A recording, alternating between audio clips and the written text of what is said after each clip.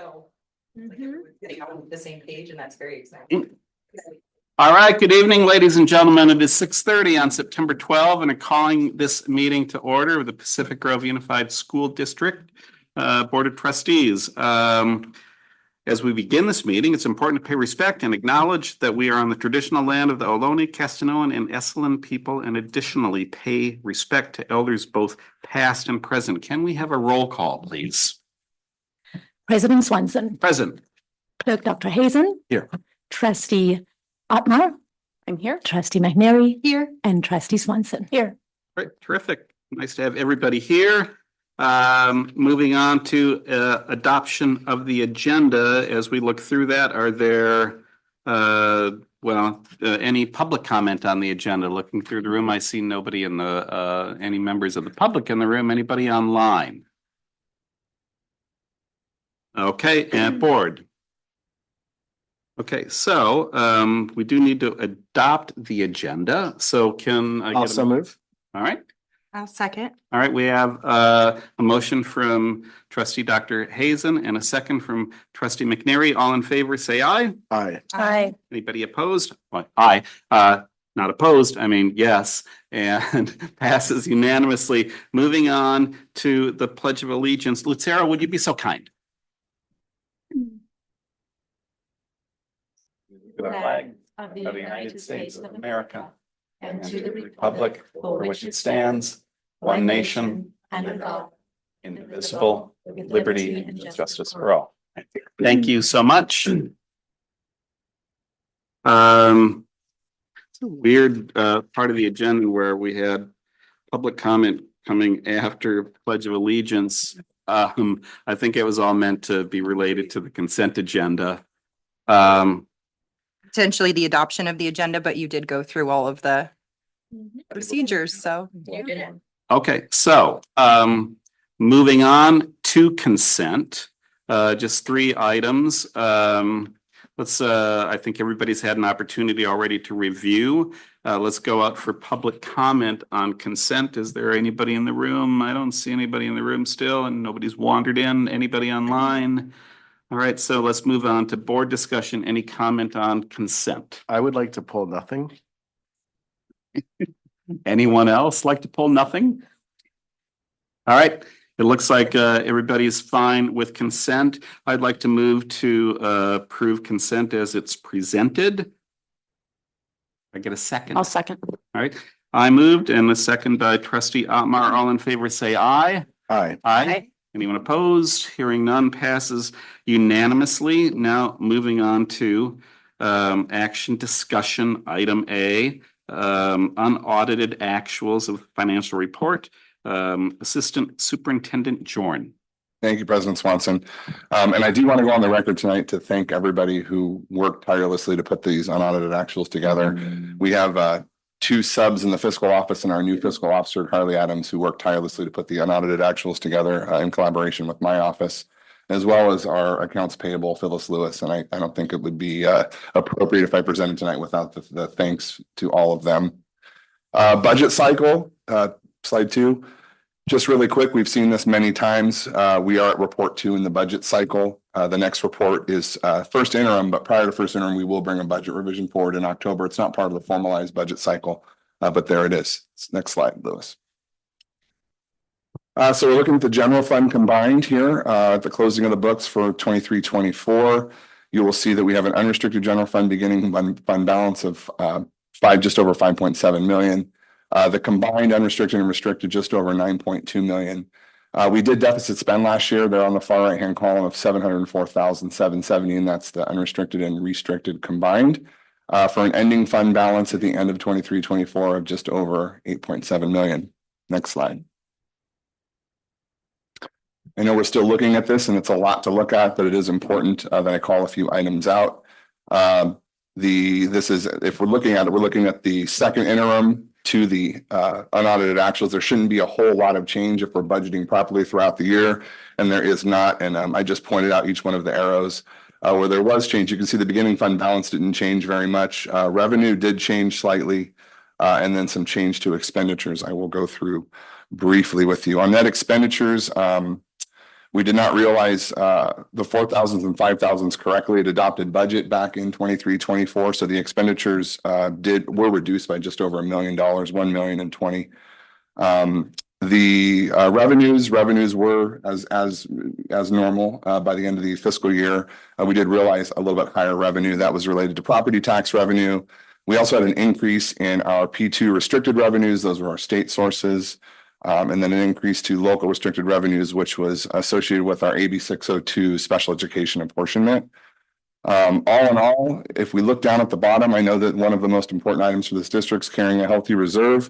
But we are showing there in the assigned column at the bottom, 8,747,085, which I said on the other slide, and an 11.1% reserve. So from second interim to the closing, we did go up by 0.3%, which isn't substantial, but it is definitely something to be proud of for our budgeting process in our fiscal department.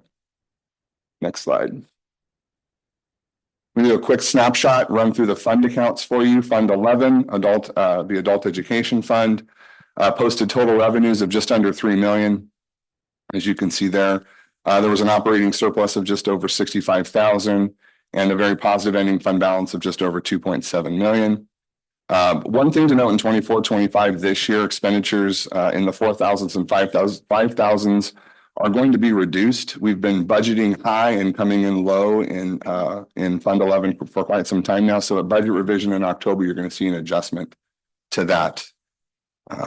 Fund 12, that's a child development fund for state preschool before and after school program.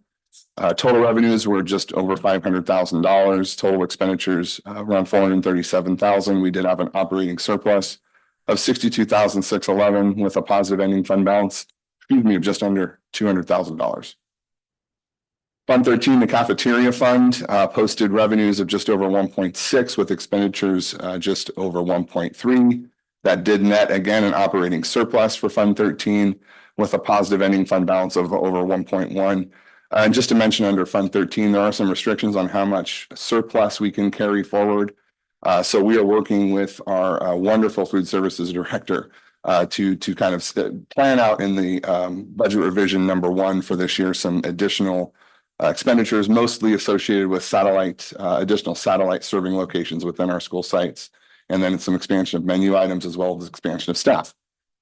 So very positive news in Fund 13. Fund 14, deferred maintenance. We posted revenues of $16,656, essentially interest, resulted in an operational deficit of around $52,000 with an ending fund balance of just over $530,000. And just to note, when I started here, this fund had around $27,000 in it and an ending fund balance. So kudos to the board for continuing with the unrestricted general fund contribution. Nothing to report on Fund 20. This is our OPEB fund account, other post-employment benefit. Oh, I'm sorry. Yeah, other post-employment benefits. Next slide, Lewis.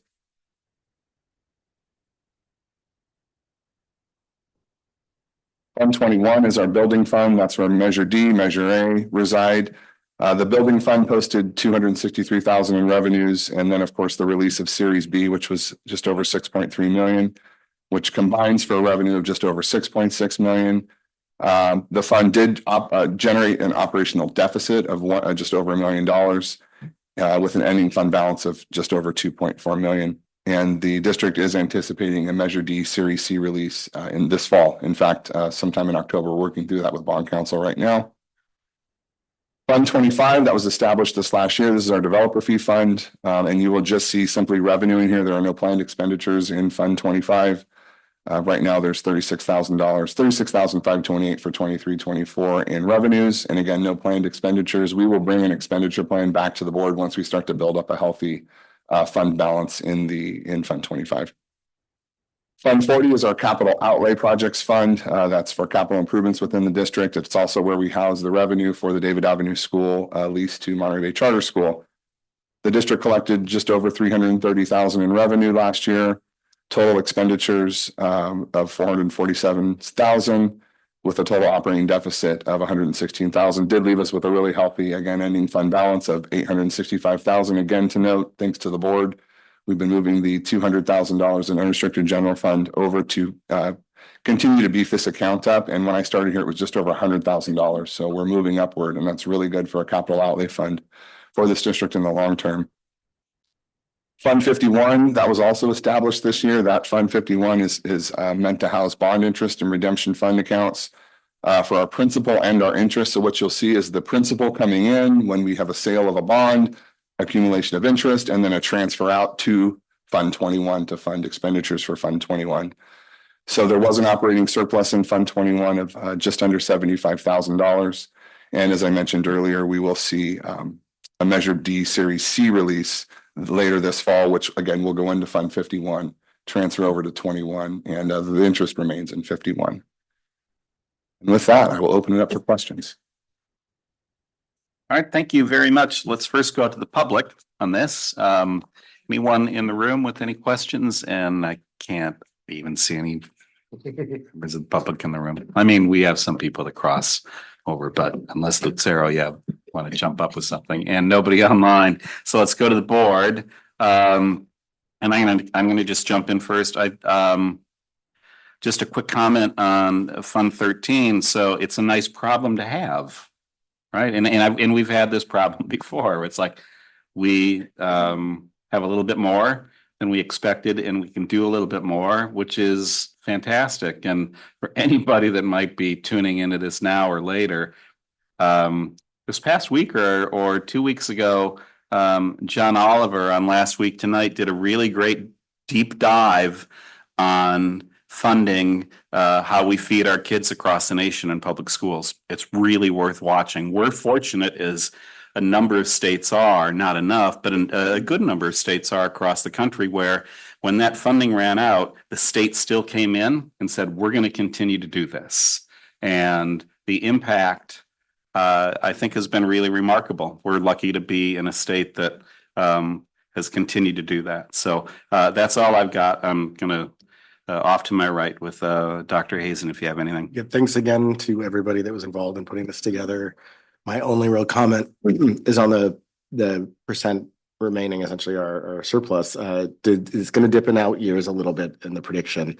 I assume again we're on the right track to kind of maintain our.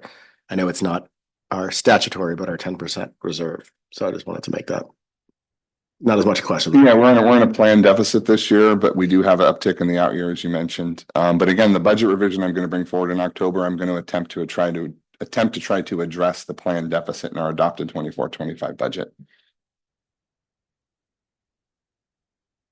I don't have any questions. Just thank you very much. And thank you to everybody that was involved in putting that together. And big thank you also to our nutrition director, because the things that he is doing, I mean, I'm blown away. I'm blown away by the food that is coming out of the schools right now. You know, I mean, that's where it starts is it's brain food.